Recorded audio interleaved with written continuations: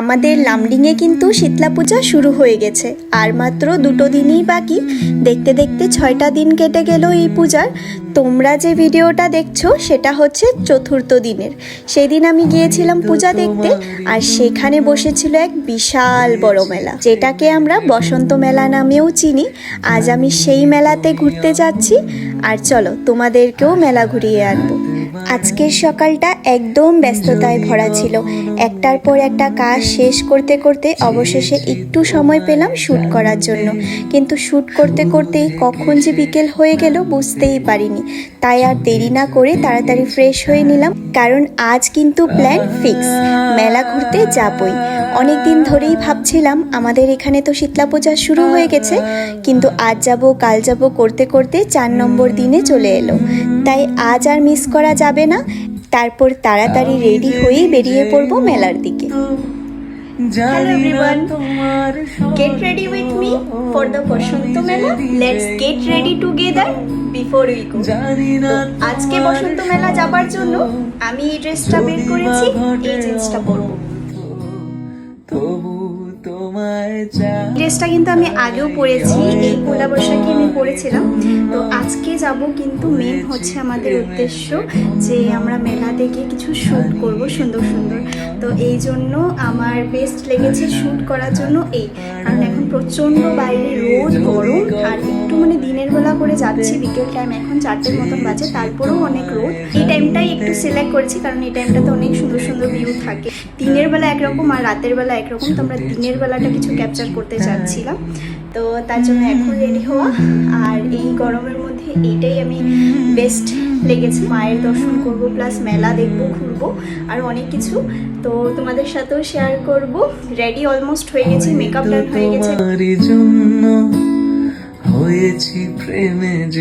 আচ্ছা, এই আউটফিটটার সাথে না আমার মনে হচ্ছিল এই কানেরটাই যাবে, তাই এই কানেরটা বের করে নিলাম।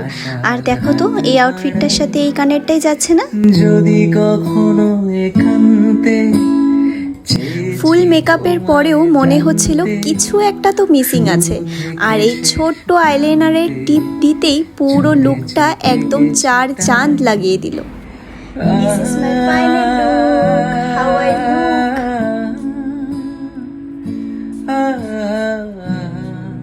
ড্রেসের সাথে ম্যাচ করে কিন্তু এই পার্সটা নিয়েছি। চলো বেরিয়ে পড়লাম মেলায় যাবার উদ্দেশ্যে। এখনো দেখো বাইরেটায় কতটা রোদ। আমার ফুল লুকটা তো তোমাদের সাথে শেয়ার করা হলো না, তবে মেলায় গিয়ে কিন্তু পুরো ফুল লুকটা তোমাদের সাথে শেয়ার করব। ওই তো প্রদীপও চলে আসলো আমায় নেবার জন্য। আমরা দুজন মিলেই প্ল্যান করলাম আজ কিন্তু অনেক সুন্দর সুন্দর ভিডিও আর ফটো তুলতেই হবে।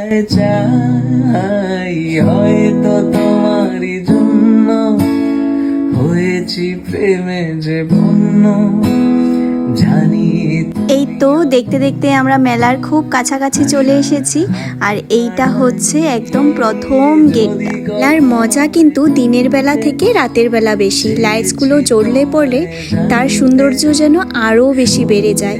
চারপাশ দিয়ে সারি সারি দোকান বসেছে, সামনের থেকে না দেখলে কিন্তু একদম মিস করবেন।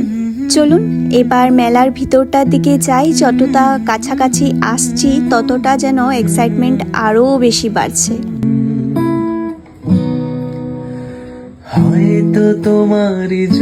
মায়ের পুজো দেওয়ার জন্য গেটের সামনে অনেক দোকান বসেছে, সেখান থেকে সহজেই সব পুজোর সামগ্রী নিতে পারবেন।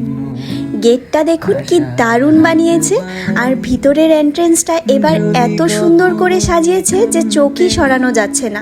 প্রতি বছরই এই জায়গার ডেকোরেশনটা একেবারে ইউনিক হয়, তবে এই বছরের সাজটা আগের সব বছরের থেকে আরও বেশি আকর্ষণীয় লাগছে। আর এই হচ্ছে আমাদের শীতলা মায়ের মন্দির, সেই বিশাল বড় মূর্তি।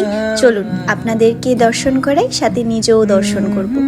এই হচ্ছে আমাদের লামডিংয়ের শীতলা মায়ের মন্দির। চারিপাশটা কি সুন্দর লাগছে না? রাতের আলোতে আরো সুন্দর লাগে। চলো এবারে মেলাটা ঘুরে আসি। বিশাল বড় এই মেলা, একেবারে এক কোণা থেকে আরেক কোণা পর্যন্ত ছড়িয়ে আছে। চারপাশটা দেখতেই অসম্ভব ভালো লাগছে। রাতের আলো পড়লে তো আরো জমজমাট হয়ে উঠবে।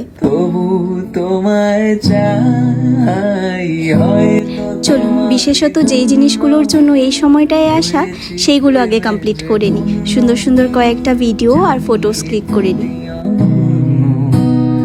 আশার হাত বাড়াই যদি কখনো চলে গেলাম চুড়ির স্টলে সেই বাইরের চুড়িটা নিতে। সেই কবে থেকে জানি ভাবছিলাম এই চুড়িগুলো নেব, তাই মেলাতে আসার সাথে সাথে দেখছি চারপাশটায় ভরে ভরে এই চুড়িগুলো। দেখছিলাম কোনটার মানায়, তবে একটার থেকে একটা এতটা সুন্দর মনে হচ্ছিল কোনটা ছেড়ে কোনটা নিই। তবে চুড়ি পছন্দ হওয়াটা কিন্তু পরের ব্যাপার, আগের ব্যাপারটা হচ্ছে গিয়ে আমার মাপের চুড়ি পাওয়াটা খুব টাফ জানেন, আমার মাপের কোনো চুড়ি বা ব্যাঙ্গেলস পাওয়া। মেলায় এসে আমি কিন্তু সবার আগে গোলার স্টলটা খুঁজি, সেখানেই পাবো, সেখানেই কিন্তু আগেই দাঁড়িয়ে পড়বো। অবশেষে পেয়ে গেলাম একটা গোলা। চলুন খেয়ে দেখি কেমন। অসম্ভব ভালো লাগছিল জানেন, কারণ প্রচণ্ড তো গরমও পড়েছিল, আর এই গরমে গোলাটা যেন একেবারে অমৃতর মতো লাগছিল। প্রান্তে ছুটে একটা রসমলাই আইসক্রিম নিয়েছিলাম, যেটা খেতে কিন্তু ভীষণ ভালো ছিল। একটা কটন ক্যান্ডি না নিলেই নয়, কারণ মেলার মজা তো এটার মধ্যেই আমার মনে হয়। সেই ছোট্টবেলা থেকে এই কটন ক্যান্ডি কিন্তু খুব আকর্ষণীয় একটা জিনিস। আমি যে নিজেই মুক্ত প্রদীপ কিন্তু খুব সুন্দর করে করে আমাকে অনেকগুলো ভিডিও ফটো তুলে দিয়েছে।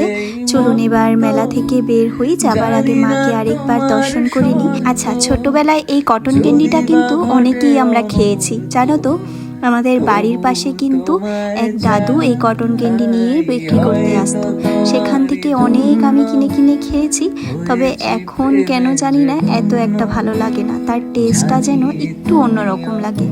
চলে এসেছি মেলা থেকে, এখন রেস্টুরেন্টে এসেছি, আর এই হচ্ছে আমার চুড়ি। যদি কখনো চলো মেলায় যাই। ঠিক আছে। রাতে কিন্তু আবারও মেলায় যাবার কথা ছিল, তবে আর ইচ্ছে করেনি যেতে, কারণ অনেকটা টায়ার্ড হয়ে গিয়েছিলাম। আর এই একটা জিনিস আমার মধ্যে আছে, নতুন কোনো জিনিস একটা কিনলে বারবার না দেখালেই হয় না আমার। ঘেমে পুরো লুটোপুটো হয়ে গেছি, আর পিছে যে ব্যাকগ্রাউন্ডটা দেখছো সেটা কালই আমি লাগিয়েছিলাম। ও আচ্ছা, প্রদীপও ছিল সাথে লাগিয়েছিল। প্রচণ্ড গরম, একটু গলাটা তো ভিজাতেই হতো। আচ্ছা, প্রদীপ এখানে কিন্তু একটা জলজিরা শরবত করেছিল, খুব ভালো হয়েছিল খেতে। এই গরমে কিন্তু আমার কাছে বেস্ট লেগেছিল এই অপশনটা। এই আবারও চুড়ির ভিডিও নিয়ে বসলাম, বারবার যেন একটা জিনিস না দেখলেই না হয়, নতুন কোনো জিনিস পেলেই হলো। আসলে আমার কাছে জিনিসটা ভালো লাগছে, যতবার দেখছি অতবারই যেন আমার ভিডিও করতে বারবার মন হচ্ছিল।